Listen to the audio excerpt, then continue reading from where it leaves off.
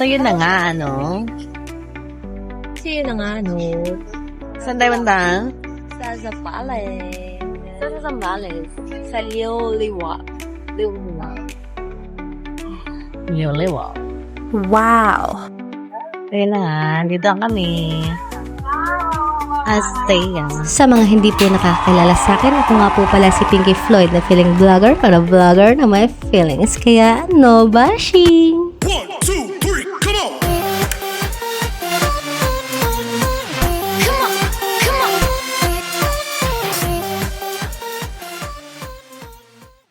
So, yun na nga po. Andito na po tayo sa Resort! anong resort to? Zambodia.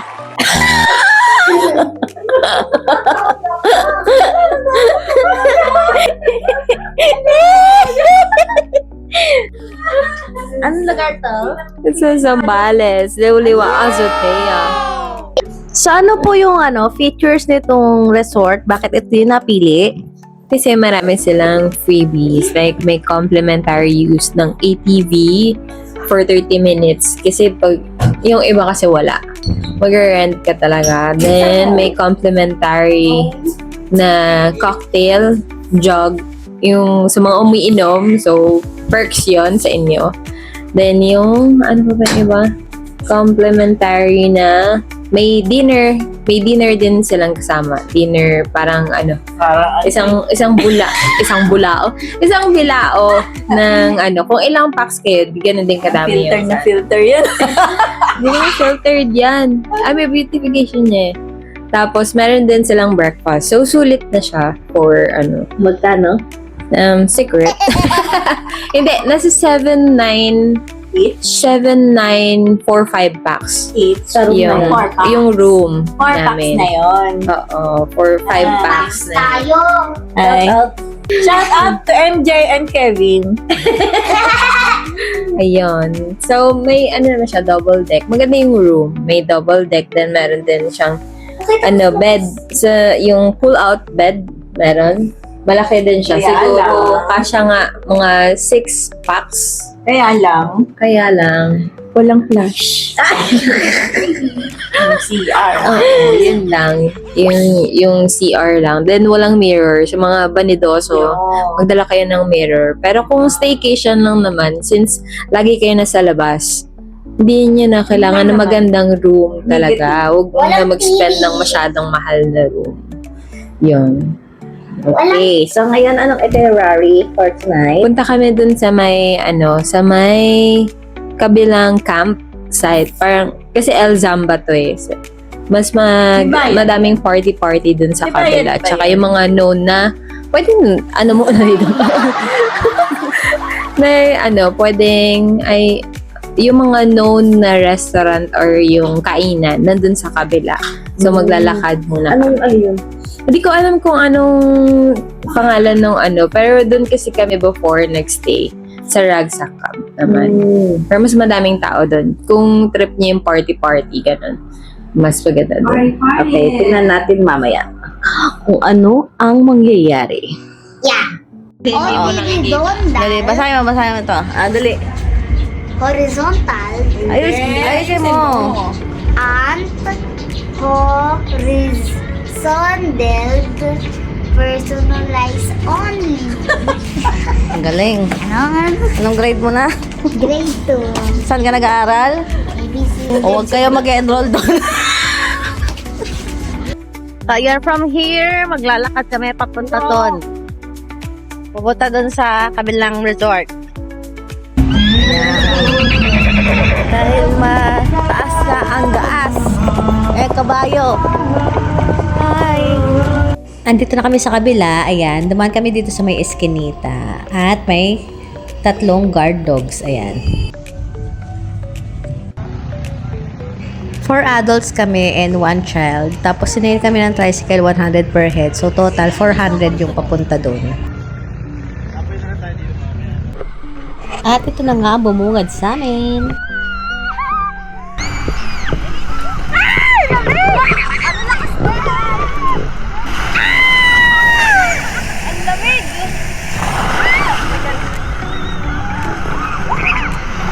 Mabata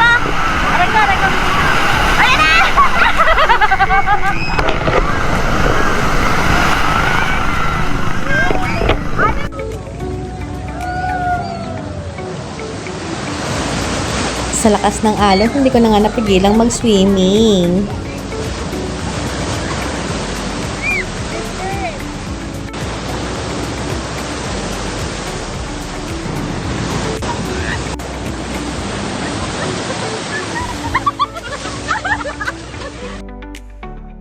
At syempre, hindi makakompleto ang experience kung hindi ka dadaan dito sa Kakakoko.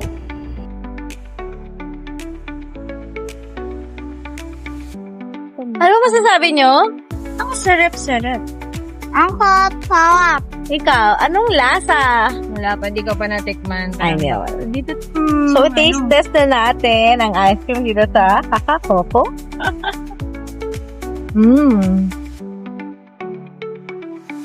Sobrang creamy. Tantikman mo natin ay ube.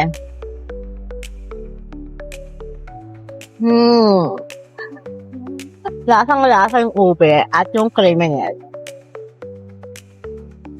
Anong flavor yan? pandan. Anong lasa? Pandan. Anong lasa? Sarap. Pagka-uwi nga namin, sakto alas 7 na, ayan, serve na yung dinner na isang galao good for 5 packs.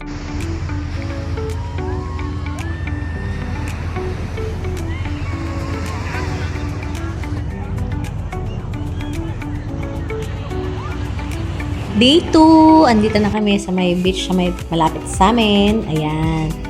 Mga ano to, 7 a.m. Ayan, ganyan yung itsura niya. Tahimik at mataimtim pa ang lahat. So, ito na po ang lagay ng pag-alon dito sa dagat. Medyo malakas po siya. Patuloy na humahampas at nanghahampas. Parating na po.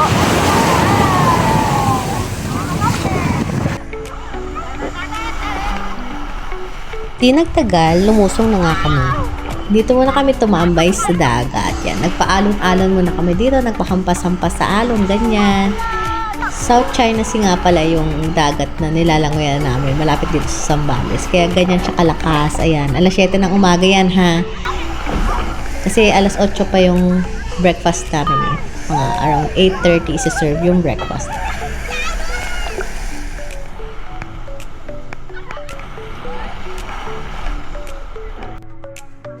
So, ito na nga, breakfast time na. 8:30 na guys. Time check. Tapos, after ng breakfast namin, meron naman kaming ATV around 9:30. Kaya, chill-chill muna kami dito sa bahay. Around 9:45, dumating na rin sa wakas yung ATV namin at saka isang moon buggy. Dapat dalawa yung ATV namin at isang moon buggy. Pero, since isa lang yung napahiram sa amin, 1 hour tong ATV, tapos yung moon buggy is 30 minutes. Wala ka nga palang magagalaan ng ATV dito, kundi dito sa beach. So, yung beach is may entrance, 50 pesos. Yan, tapos dito ka lang magpaikot-ikot. Ito yung view. Ilang sandali na nga, dumating na tong si Hana. Ayan, meron na maghahawak ng camera. Yehey!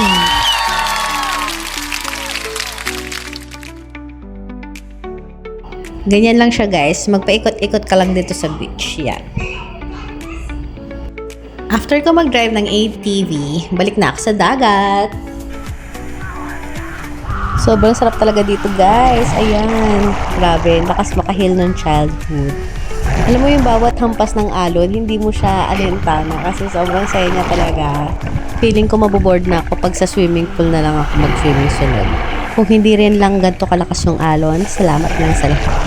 Alam mo yung dapat umahon na kayo pero ayaw mo pa kasi nga nag-enjoy ka pa.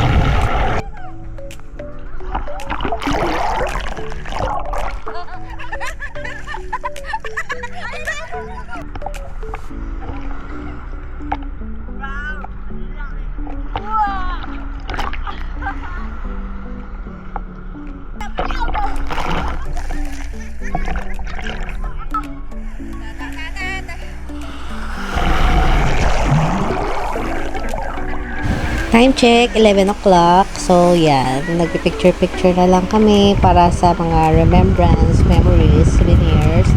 Dito sa Liwaliwa. Ayan, picture-picture sila. Kasi, manti pa madulas si ating. 12 o'clock kasi yung check-out namin. So, sa ayaw man at sa gusto, kailangan na umuwi.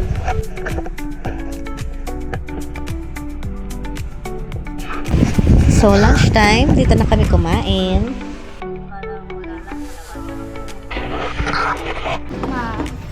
Nanalo ako sa hard level. Nanalo ako sa hard level. Level? Spell level. Level.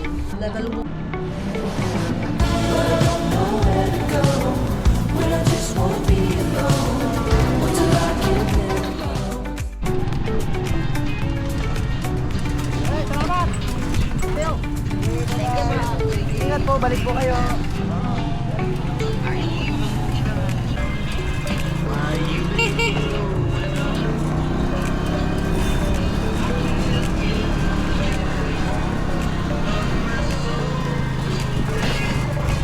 Sabi nga pala dun sa pinag-estayan namin, pwede din daw pala dyan mag ATV.